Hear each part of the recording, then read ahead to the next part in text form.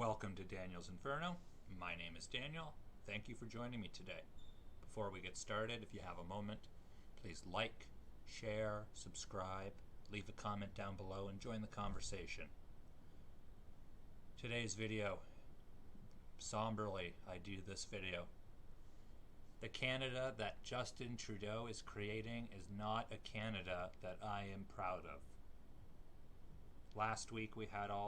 In the last 2 weeks, we've had issues with Don Cherry, the Poppy, Bobby Orr coming out, and the outrage culture of Canada going after them. Now, look what we have. Anti-Israel protest at York University turns violent. I believe in freedom of speech. I truly do. But when it's called an anti-Israel protest, that implies anti-Semitism. There is an implication of anti-Semitism there, regardless of how you want to look at it. Anti-Semitism is considered hate speech. Why are we allowing that? It seemed to me that our Jewish friends in the Jewish community used to have Canada to look to. Our ex-Prime Minister, Stephen Harper, has his own bird conservatory named after him in Israel. That's how close we were. They named a place of entertainment, of natural beauty. They named it after our Prime Minister. So let's go through this video here, or let's go through this article. At least one person was injured as attempts by an anti-Israel group to shut down an event at York University turned violent. Members of York's Students Against Israel Apartheid, SAIA, arrived at the university to disrupt a school-sanctioned panel discussion with Reservists on Duty, an organization of former members of the Israel Defense Force. Let me quickly say, any university-sanctioned event should not be allowed to be shut down. If you have given permission to allow these people to speak, it's one thing to allow people to protest it, it's another to try to allow them to shut it down. What is happening? And these are people who deserve our respect. They're ex-servicemen for Israel. They've defended their culture, their heritage, their people, their religion, their whole country, they've defended their way of life. And we're allowing groups to attack them for it. These are veterans, for God's sakes. Calls to protest the arrival of the IDF members came from across the internet, including NDP candidate for York Simcoe, Jess McLean, who on Twitter denounced York for hosting the event and urged her followers to attend Wednesday's SAIA counter-protest. Instead of calling it the SAIA, let's just call it the anti-Semitism protest, all right? Because that's what it is. Let's read Jesse McLean's tweet. And let me just say quickly, it's disgusting that a federal MP is supporting this. She should be denouncing it and saying that they should be protesting, using their voice in a very constructive and safe manner, not in a violent manner. All out against the IDF on York University campus tonight. An institution that claims to stand for social justice is no place to host those tasked with upholding an illegal occupation, enforcing apartheid, and murdering protesters. I will stand with you. That's disgusting. Absolutely. Jessa McLean, I am so happy you were a candidate that lost. Maybe this is the type of reason you lost. Videos are posted online show the anti-Semitism protesters, some concealing their faces with keffiyeh scarves, inside York's Vary Hall, loudly protesting the discussion, shouting pro-Palestine slogans and waving Palestinian flags. Another video features participants shouting, "Viva, Viva Intifada." No idea. Another shows two groups throwing punches and grappling in a stairwell until broken up by police. The violence has sparked condemnation online.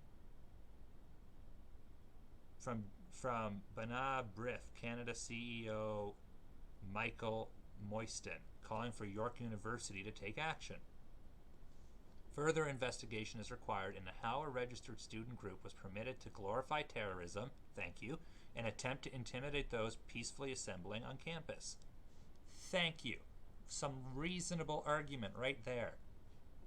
Why is this group, which is registered, why are they allowed to spread hate? What is Canada becoming? There must be consequences for violent behavior. End of story, full stop.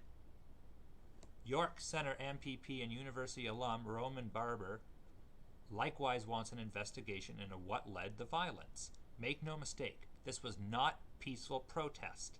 This was an attempt to shut down a university-sanctioned event using violence and intimidation. Perfectly stated. That's exactly what was happening. This was not a peaceful assembly of people trying to use their freedom of speech, their God-given right. This was people glorifying terrorism and throwing around anti-Semitism backed by an MP candidate. Disgusting. No wonder Israel wanted, no wonder the Jewish community wanted the creation of Israel, all right? When this is the type of hate they're seeing in 2019. This is the type of stuff I expect was happening back in the 20s. All right? This is, how backwards is this? On Twitter, Premier Doug Ford expressed his disappointment with York University for allowing the hate-filled protests, expressing his support both for Jewish students and the community. There is no place in Ontario for racism and hatred. See, those are buzzwords that we usually don't like to hear, but Doug Ford using them right there, that is the perfect time to use them. This was anti-Semitism. This was hatred. This was racism against a religion and against a people. Disgusting. Beyond the pale. Justin Trudeau needs to speak out against this, but guess what? He will not. It is incumbent on him to galvanize the country and our population, to bring them together in times of issue. Not to stand by and allow hate against the Jewish community to happen. And in Canada, anti-Semitism has been on the rise. Make no mistake. This is a concern. This is an issue. It is a cultural clash we are seeing, and we must address. Our Prime Minister, our leader, must address this problem. A Toronto police spokesman said that while officers ejected a number of the combatants from the property, at least one of the injured persons filed a police report. No charges were laid. The Canada Trudeau is creating, it's fueled by anti-Semitism, and it's fueled by a possibility of wrongdoing. So, Press Corps, they released this tweet back in early November, stating that the Department of Justice document declares Trudeau agreed to a Liberal Party of Canada attending a legal campaign fundraiser in New York City on this date. This date was 11 days before the election. The penalty for accepting prohibited gifts committed by a candidate for election or an official agent is automatic ineligibility to be elected to sit in the House of Commons. As you can see here, the name of the foreign principal party, the Liberal Party of Canada. What is the date of the contract or agreement with the foreign principal? Right here. The registrant has agreed with the Liberal Party of Canada through oral discussions to attend a meet and greet among Canadian citizens living in New York City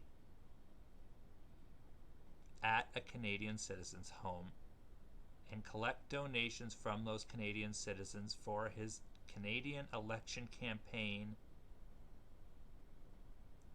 for this. My French is awful. It's one of my worst languages, so I'm not even going to attempt to butcher the name of where this MP candidate is from. But it's in Montreal, as you can see at the bottom there. And then the next is the sections of our criminal code stating what the punishment for this is. I'd like to know what the official opposition is doing about this. What they're doing about the SNC-Lavalin scandal, and what they're now doing about the anti-Semitism we're seeing, the hatred we're seeing, the divisions we're seeing. If the Conservative Party wants to lead, they need to prove to Canadians they are competent enough to lead. There was belief in that competency from 2006, I believe, to 2015. 9 years Canadians believed in the Conservative Party. It's not unheard of for them to get that belief and faith back. But Andrew Scheer needs to prove he is willing to investigate, he's willing to push the issues that Canadians are having with the Liberal Party. Canadians are not as politically charged as other countries. We are more prone to walking back and forth across the aisle, or having more moderate, center-of-the-road views. So if he wants to get those votes, as I said, Andrew Scheer and the Conservative Party, if you ever see this, you need to push these issues. You need to investigate. You need to show Canadians that you are not complacent.